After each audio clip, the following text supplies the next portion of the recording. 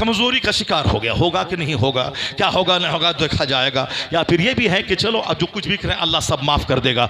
ये सारी कमज़ोरियों की वजह से काफिरों के बच्चे कम से कम उसको तो मास्टर बनने का प्लान है, वो 10 घंटे पढ़ता है। हमारे बच्चों के न दुनिया का प्लान है न आखिरत का प्लान है, इसीलिए बगैर पतवार के नाव की तरह यहाँ वहाँ जहाँ तहाँ घूमते रहना है। शादी में 50 करोड़ खर्च करना है।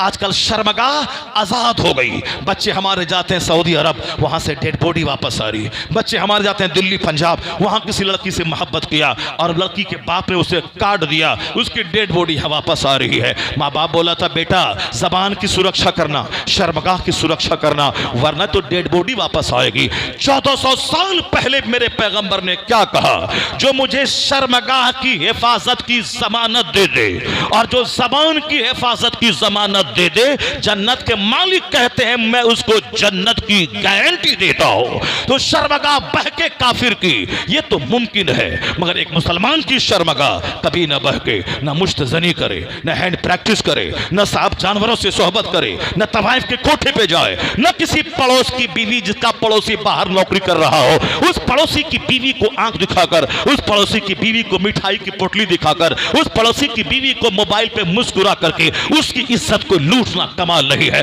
सारे जानी बुरे हैं, मगर जो पड़ोस की औरत से ज़िना करे उसको दर्दनाक खतरनाक अजाब होगा क़यामत के दिन। सारे ज़िनाकार बुरे हैं, मगर बुढ़ा जानी जिसकी उम्र 50+ हो गई उसके बावजूद भी यह ज़िना के लिए उतावला रहता है, दूसरों की बहू बेटी पे बुरी निगाह डालता है। हुजूर फरमाते हैं सलासतुन ला युकल्लिमुहुमुल्लाहु वला यंजुरु इलैहिम वलहुम अज़ाबुन अलीम। मुस्तफ़ा कहते हैं 3 लोग ऐसे हैं जिसको क़यामत के दिन अल्लाह निगाह रहमत से नहीं देखेगा, अल्लाह ताला उस निगाह रहमत से नहीं देखेगा, उसे पाक नहीं करेगा, अल्लाह उसको माफ नहीं करेगा, उसको गुनाहों से पाक नहीं करेगा। वलहुम अज़ाबुन अलीम, उसके लिए दर्दनाक अजाब है। वह 3 में से एक वो शख्स है कौन, शैखुन ज़ानिन, यानी बूढ़ा ज़िनाकार। बूढ़ा ज़िनाकार, वो बूढ़ा ज़िनाकार सख्त तरीन अजाब का मुस्तहिक है, इसलिए कि जवानी में अगर किसी का पांव फिसल जाता है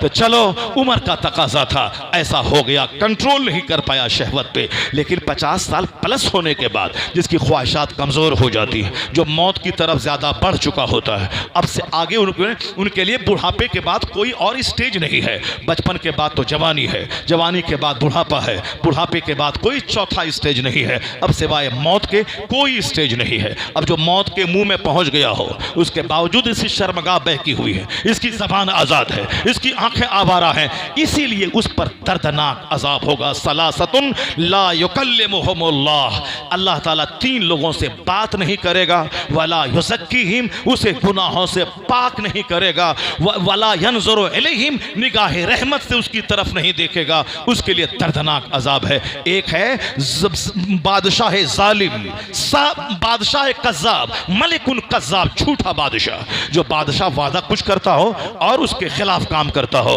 कहता हो सड़क बना दूंगा, सड़कों को साफ टूटी कर देता हो, कहता हो बिजली 24 घंटे दूंगा, बिजली को गुल कर देता हो, जो कहता हो मैं सबको इंसाफ दिलाऊंगा, नौकरी दिलाऊंगा, सबों को बेरोजगार कर देता हो। झूठा बादशाह, चूंकि रियाया की उम्मीदें बादशाह से वाबस्ता होती है, और जो विश्वास का खून करे, जो इंसाफ का खून करे, उसे तो दर्दनाक अजाब होना चाहिए। तो मलिकुन कज़्ज़ाब, झूठा बादशाह, उसे अल्लाह क़यामत के दिन सख्त तरीन अजाब देगा।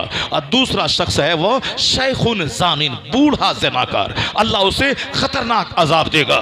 और तीसरा शख्स है वो क्या है, वो घमंडी फकीर, घमंडी फकीर, वो तीसरा शख्स वो है जो घमंडी हो, मुतकब्बिर हो, आइलुन मुस्तकबिरुन, यानी घमंडी फकीर, कुछ नहीं है, न जमीन है न जगह है, फिर भी घमंड है कि मैं मालदारों के पास क्यों जाऊं, मैं उनको सलाम क्यों करूं, मैं उनके पास क्यों झुकूं, मैं उनकी बात क्यों मानूं। घर में एक वक्त खाना नहीं है और साहब कोई खेती बाड़ी नहीं है, उसके बावजूद घमंड है। दौलत के बाद अगर घमंड है, चलो एक फैक्टर है कि माल पे गुरूर है, गाड़ी पे गुरूर है, 50 करोड़ पे घमंड है, 10 बीघा जमीन पे घमंड है, अगरचे घमंड मजमूम है, घमंडी जन्नत नहीं जाएगा। ला यदखुलुल जन्ना मन कान फी क़ल्बिही मिस्क़ाल ज़र्रतिन, राई बराबर किसी के सीने में घमंड रहे वह जन्नत नहीं जाएगा। ये घमंड घमंड हमेशा बुरा है। इन्नल्लाह ला युहिब्बुल मुतकब्बिरीन, अल्लाह घमंडी से दोस्ती नहीं करता है। जिसको हुस्न पे घमंड, कपड़े पे घमंड, लिबास पे घमंड, खाने पे घमंड, मकान पे घमंड, औलाद पे घमंड, बाल बच्चों के हुस्न पे घमंड, अपने बड़े खानदान पे घमंड हो, घमंडी जन्नत नहीं जाएगा, घमंडी के लिए जहन्नम बना है। हुजूर फरमाते मैंने जब जहन्नम में झांक के देखा तो देखा कि मैंने जहन्नम में अक्सर मुतकब्बिर लोग हैं, जहन्नम में अक्सर बादशाह किस्म के लोग हैं। और हुजूर ने ये कहा, मेरी माँ बहन बेटियां, आका फरमाते हैं कुम तो अला बाबिन नार, मैं जहन्नम के दरवाजे पे खड़ा हुआ, फराई तो अक्सरा अहले हन्निसा, मैंने अक्सर जहन्नमी औरतों को देखा, मैंने कसरत से औरतों को जहन्नम में देखा। क्यों? औरतें लानत मलामत ज्यादा करती हैं, शौहर की नाशुक्री ज्यादा करती है। चाहे 25 साल ईद में कपड़ा देता रहे, एक बार लॉकडाउन की वजह से आमदनी घट गई, कपड़ा नहीं दिया तो फौरन कहती है आपने दिया ही कब है जो आप दीजिएगा, आपने दिया ही कब है। इनके नाशुक्री की वजह से जहन्नम में कसरत से औरतों को देखा गया है।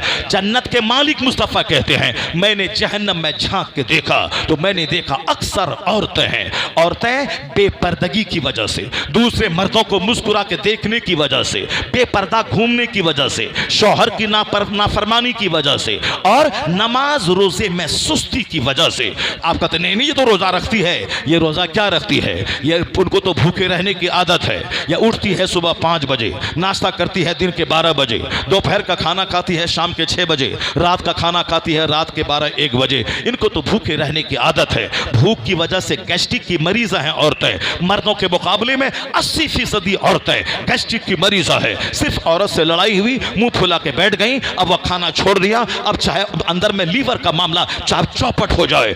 अगर रमजान के दिन में है तो ठीक है, रमजान के अलावा बंदे को ज्यादा देर तक भूखा नहीं रहना चाहिए, रात में भूखा नहीं सोना चाहिए, सुबह उठने के बाद फौरी कुछ न कुछ खाना चाहिए और फौरन तेल मसाले वाला सामान सुबह नहीं डालना चाहिए। मेडिकल पॉइंट ऑफ व्यू से भी और इस्लामी नुक्ते नजर से भी आदमी सबसे पहले सुबह पेट में जो ग़िज़ा डाले वो कोई कच्ची चीज हो, यानी सेब हो, खीरा हो, ककड़ी हो, तबीबों के नजदीक, हकीमों के नजदीक ये जरूरी है सुबह सवेरे इन कच्चे चीजों से, नेचुरल चीजों से आप खाना शुरू करें और ज्यादा देर में नहीं, फौरी आप सुबह उठने के बाद, चूंकि आप 8 घंटे सोए हैं, उसके बाद फौरी आपके पेट को ग़िज़ा चाहिए वरना गैस्ट्रिक का मर्ज हो जाएगा। अल्हम्दुलिल्लाह 54 ईयर्स 54 साल मेरे हो रहे हैं और मैं कंटिन्यू कभी ऐसी लौक तो कभी खाया नहीं। अब कभी कभार कोई खिला दिया होगा तो वो अलग बात है। और गैस्ट्रिक की दवाई मैं आदतन नहीं खाता हूँ, चूंकि मैं मामूल के मुताबिक फजर के बाद जब घर में रहता हूँ तो 2-4 किलोमीटर वॉक करता हूँ। उस वॉक करने के दरमियान में बहुत सारी नफल इबादतें भी हो जाती है और वॉकिंग भी हो जाती है। रात में खाना खाने के फौरन बाद नहीं सोना चाहिए,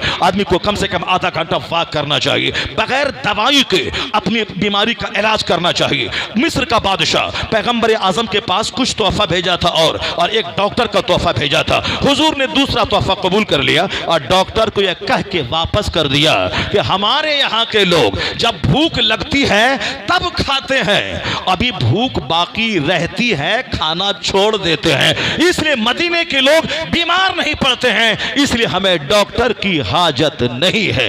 हिकमत क्या है? जब भूख लगे तब खाओ, अब भूख रहे खाना छोड़ दो। यहां नाश्ता खाया है 5 रोटी और दोपहर के टाइम जोहर के बाद भूख नहीं लगी है, मगर फिर भी दबा दिया यहां गले तक ताकि वोमिटिंग हो जाए। अभी 4 घंटे के बाद मगरिब बाद खाया, अब ताकत हुई चला गया और सुबह डॉक्टर बोला खीर मत खाना वरना शुगर का लेवल बढ़ेगा। अब खीर लजीज बनी है दबा दिया, बिरयानी बनी है दबा दिया। अपने घर में 1-आधा केजी गोश्त में 10 परिवार खा ली। अब वलीमा में लग गए, वहां बारात में गए, अब वहां 1 केजी गोश्त अकेले खा गए। अब उसके बाद अकल दवाई की टिकिया लेके घूम रहे हैं। सेहतमंद रहने का राज है कम खाना, जब भूख लगे तब खाना और भूख रहे खाना छोड़ देना। और रात में भूखा सोने वाला वह जल्दी बूढ़ा हो जाएगा, यह भी हिकमत का हिस्सा है। सुबह सवेरे देर से खाने वाला वह जल्दी उसकी हड्डी कमजोर हो जाएगी, मैदा कमजोर हो जाएगा। इस्लाम में सारी बातें खोल खोल कर बयान कर दी गई है। ये हमारी माँ है, शौहर की नाशुक्री करती हैं, लानत मलामत करती हैं, रोजा रखती हैं। क्यों? ये बीबी सैयदा का रोजा तो फला का रोजा, ये साबान का रोजा तो रजब का रोजा तो फना का रोजा, ये तो भूखे रहती है डेली, चलो रोजा की नियत कर लिया और क्या हुआ। असल है रोजा से ज्यादा नमाज पढ़ना, नमाज पढ़ना कमाल है। रमजान का रोजा फर्ज है, यह साहब मुहर्रम की 10 तारीख का रोजा फर्ज नहीं है, रख लिया अच्छा है, नहीं रखा कोई गुनाह नहीं है। 27 रजब का रोजा रख लिया अच्छा है, नहीं रखा कोई गुनाह नहीं है। रजब की पहली तारीख का रोजा रख लिया अच्छा है, नहीं रखा कोई गुनाह नहीं है। जो फर्ज है उसको अदा करना चाहिए, फर्ज छोड़कर कोई नफल अदा करे कुछ नहीं होगा। रमजान के दिनों में मेरी माँ बहन बेटियां जो बारी के दिनों में गुजरती हैं, जिन दिनों में रोजा नहीं रखा जाता है, नमाज तो माफ है मगर रोजा माफ नहीं है, उन दिनों का रोजा बाद में जब वह पाक हो जाएं रखना फर्ज है। अगर नहीं रखेंगी तो अगले साल का फर्ज रोजा उसका मुअल्लक रहेगा जब तक कि वह बाकी क़ज़ा रोजे को अदा न कर ले। इसमें 90% औरतें फेल हो जाएंगी। वो अगला रोजा तो रख लेती है, फिर बारी के दिन शुरू हो गए रोजा छोड़ दिया, अब पिछले रमजान का 10-20 साल के रमजान के रोजे की क़ज़ा है उसको नहीं अदा करती है। इसलिए अगर आप ये बोलते हैं कि वह हर महीने 5 रोजा रखती हैं, इसको कोई इसको माना नहीं जाएगा। रमजान के रोजे का क्या हाल है? जो रोजा रखें फर्ज है रखें, और जिन दो बारी के दिनों में है उसको फौरी रमजान के बाद वो रख लें। तो औरतें कसरत से जहन्नम में देखी गई है। इसलिए आका फरमाते हैं, ए औरतों सदका और खैरात ज्यादा क्या करो, क्योंकि मैंने तुझको जहन्नम में ज्यादा देखा है। ये बेपर्दगी की वजह से जहन्नमी है, नाशुक्री की वजह से जहन्नमी है, नमाज के मामले में सुस्ती करने की वजह से ये ज्यादा जहन्नमी है। लोग दौलतों की हवस करते हैं। आका फरमाते हैं, जब मैं जन्नत के दरवाजे पर खड़ा हुआ और मैंने जन्नत में झांक के देखा तो मैंने देखा अक्सर जन्नती गरीबों फकीर है, गरीब और फकीर से जन्नत भरी हुई है, जिसको दुनिया में कोई वैल्यू नहीं दिया जाता था। ये नमाज रोजे करने वाले फकीर मालदारों के मुकाबले में 500 साल पहले जन्नत चले जाएंगे।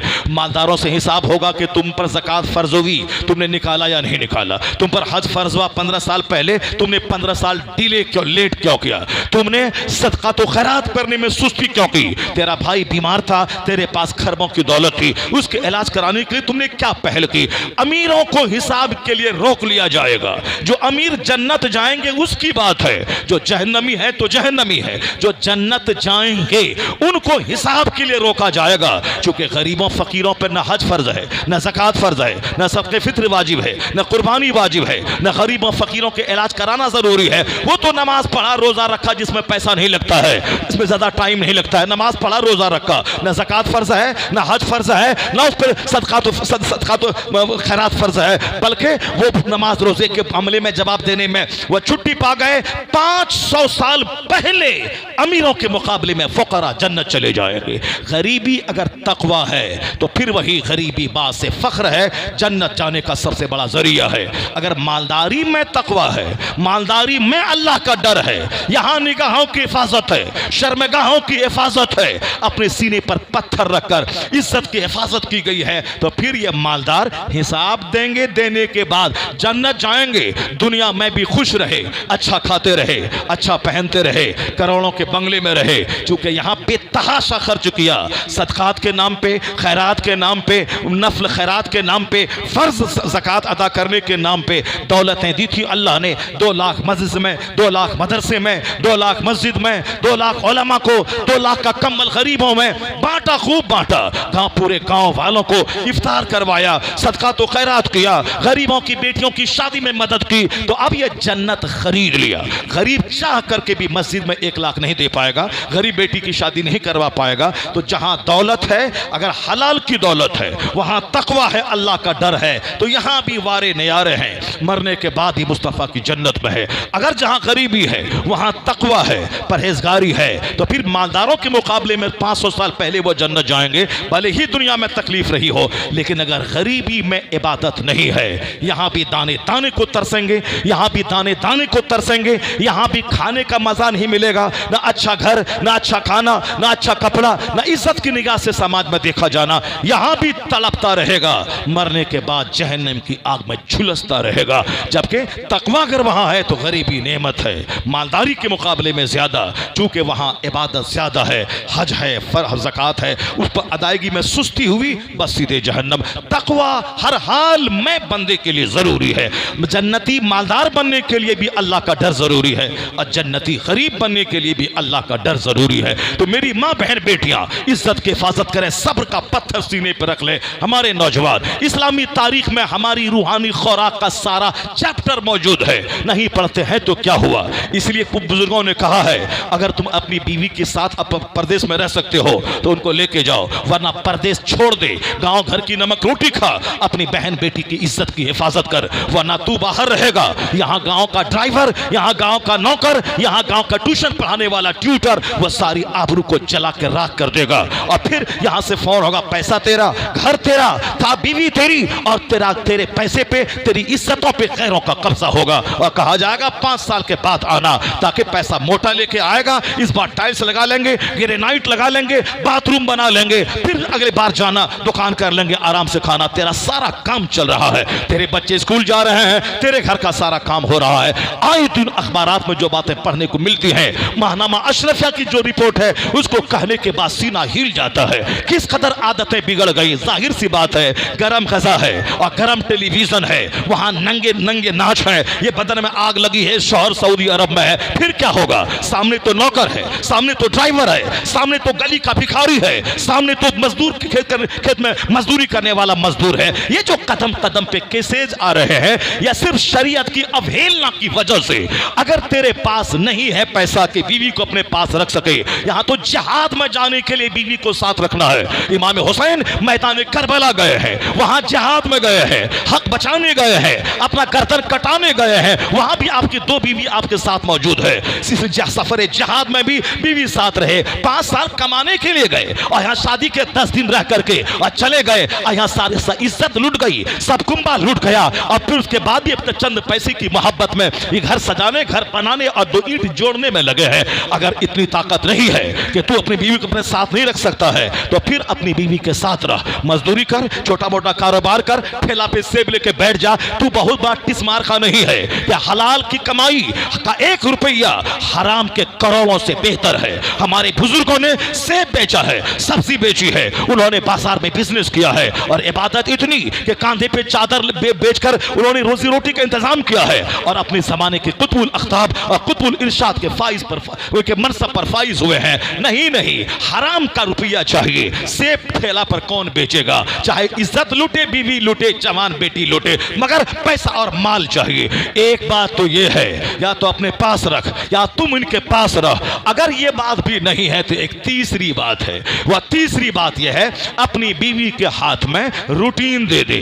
फजर की नमाज कंपलसरीली पढ़ना है, उसके बाद 1 घंटे तक कुरान की तिलावत करनी है, फिर उसके बाद 1000 बार दरूद पढ़ना है, उसके बाद हाथ में झाड़ू लेना है, कामकाज करना है, कोई नौकरानी नहीं रहेगी। उसके बाद फिर जोहर के वक्त में कैलूला करके नमाज जोहर पढ़कर फिर तुम्हें 2 घंटे तक किताब की स्टडी करनी है। असर से मगरिब के बीच में दुनिया का कोई काम नहीं, 1000 बार कलमा शरीफ पढ़ना है। मगरिब के बाद 1 घंटे के अंदर खाना दाना बना करके फिर उसके बाद सूरह यासीन पढ़नी है, सूरह मुल्क पढ़ना है, सूरह मुज़म्मिल पढ़नी है। रात में बिस्तर पे बैठ के 500 बार दरूद गौसिया पढ़ना है। अगर ये नहीं कर सकता है तो बीवी को दरूद में लगा दे, उसको सूरह मुल्क पढ़ने में लगा दे, उसको कलमा में लगा दे। उसको फुर्सत ही नहीं मिलेगी इबादत से कि दूसरों की तरफ ताक जा करेगी। इसलिए अगर अपने साथ रख, या तू इनके साथ रह, या इनको इबादत में लगा दे। अगर उनका दिल इबादत में लग गया, इज्जत की हिफाजत हुई, तू 27 साल के बाद भी आएगा तो तेरी इज्जत बची हुई मिलेगी, तेरा घर बचा हुआ मिलेगा।